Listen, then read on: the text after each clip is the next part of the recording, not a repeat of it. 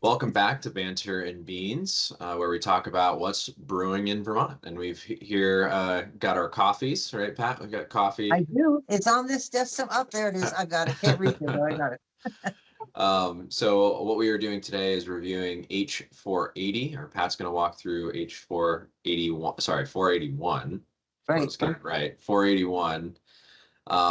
And that is relating to stormwater management. So Pat, what is this bill about? Great. Thank you very much. I selected to talk about it today because obviously anything dealing with water is a big issue here in Vermont, or of the excess water. And storm management has been talked about for pretty much as long as I can remember being a problem, with runoff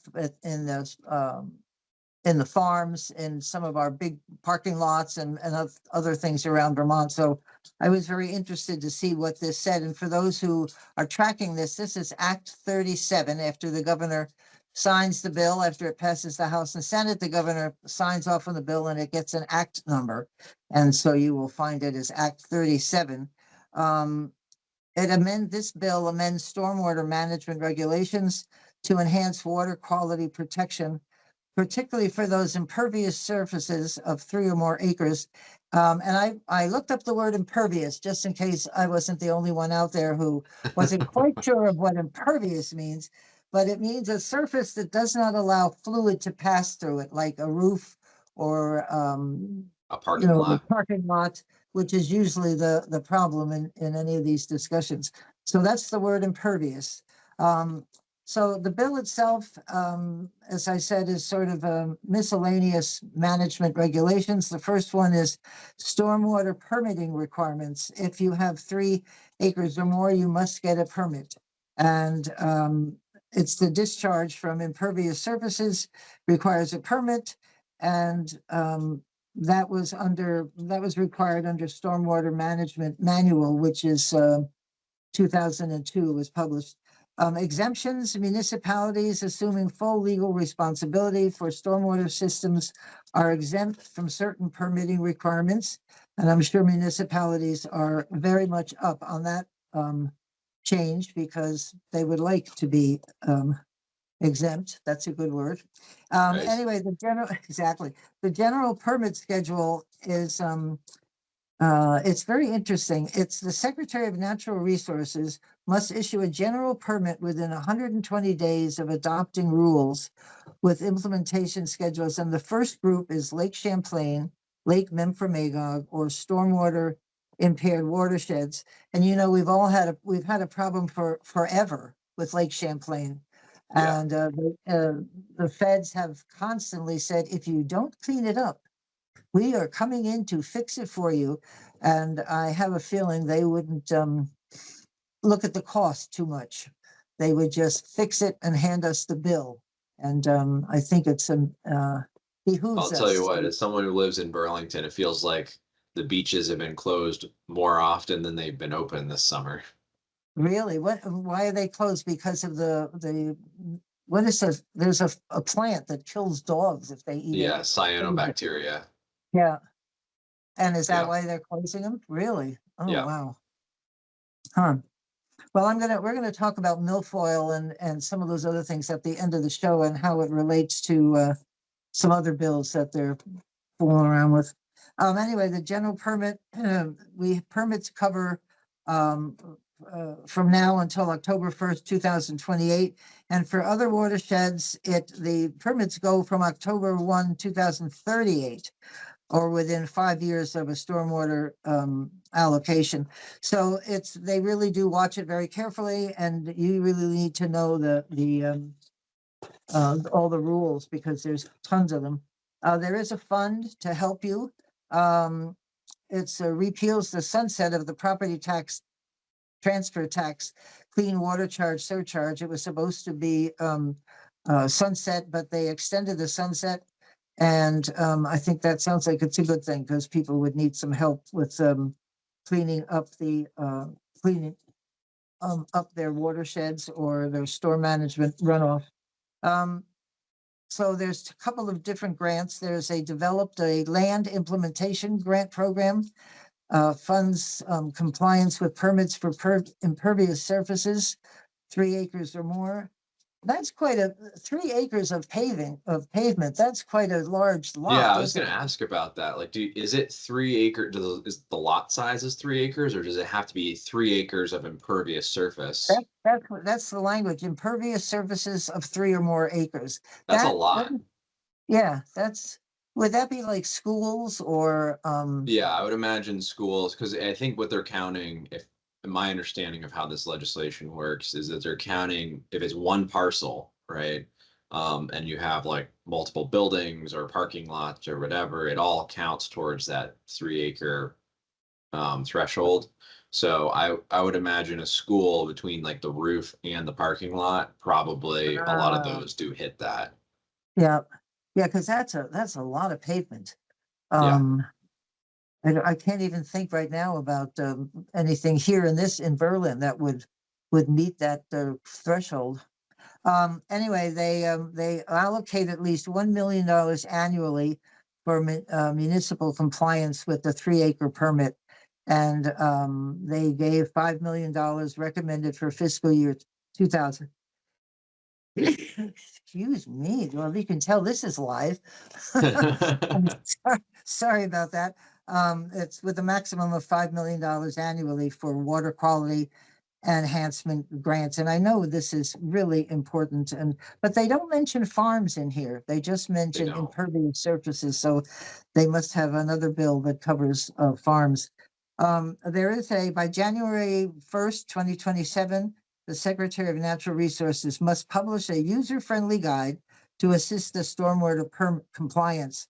And it's got a laundry list of things that the guide must address, which is something that probably should have been put in first and then apply the rules. And then apply the rules. Yeah. But I we're wonder, going to have a guide.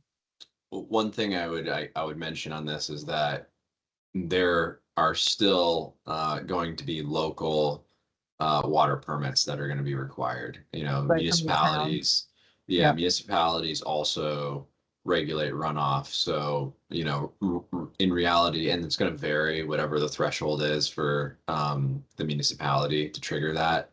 And so this is a state permitting process on top of the municipal one, which is right. probably why the threshold is so high.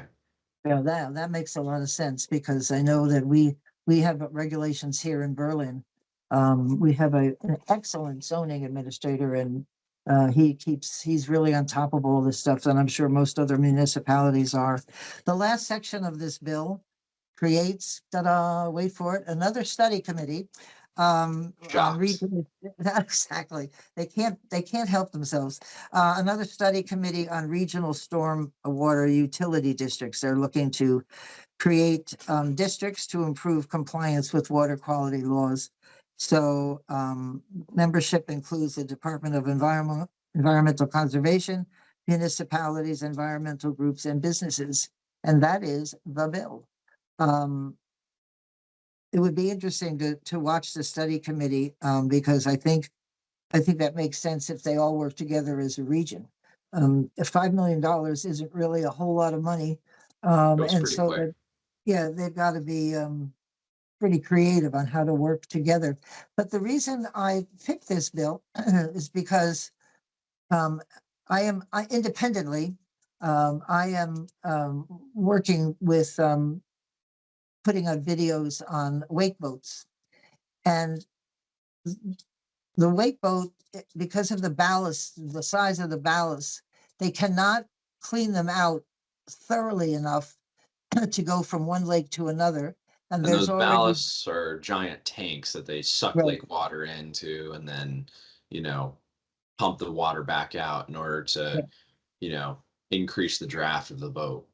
right. And these things are huge, and they also create waves. So we feel like we're in Hawaii on some of our lakes. And there's a lot of people, excuse me, who are opposed to it. And I've done about three, maybe four videos on this, and they're having public hearings again on to hear from people about the wake boat. But I understand that Seymour, is it, that has milfoil problems now? And they're assuming that it's perhaps from the transfer of weight boats from one lake to another. Yeah, one So of it the bothers me. problems with those, right, is the ballast tanks. Can't get them completely empty, and they're hard Right, to inspect to make sure that you don't have any, uh, um, you know, invasive species that are rotting along inside of right, them. right. And I remember when I was in motor vehicles, in the back of every boat regulation, there was a statement of caution, beware of milfoil, of several other species of plants and things that will tag along and be a real problem for another lake. So Lake Seymour, I understand, has never had a problem until recently. And the one thing that's current is allowing wake boats on the lake. And I don't know if that's, tied to it, but sounds like it might be. Um, so Yeah, I, it's easy if you see like a zebra mussel or a piece of milfoil right, like hanging out on a trailer, right? right, Or on the right, outside of the boat. A lot yeah, harder to see that if it's inside the boat, in a tank that you just can't look, you can't right. see it, right? Now it can be flushed out, but it's a process that would it takes so long that most people just don't, they Just go don't do from it. one lake to there was an effort at one point, they called it home rule, that you had a lake and you stayed on it. But obviously people didn't like that. They wanted to go from experience one lake versus another.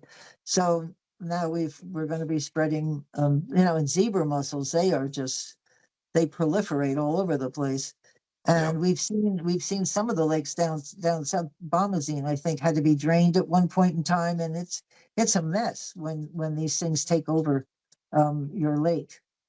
Interferes with motorboats, and it's not good. So I find it interesting that bill or that rule regulation through through not economic environmental conservation is the state wants this versus this bill, which is trying to handle stormwater runoff, which ruins lakes too. So I Yeah. I don't see the passion of keeping our lakes clean when It's a that's in problem. existence. Yeah, I It's a real don't. problem. We'll keep following it. And Pat, thanks so much for bringing this You're bill welcome. for us today. And join us next time. Tune in to see what's brewing in Vermont.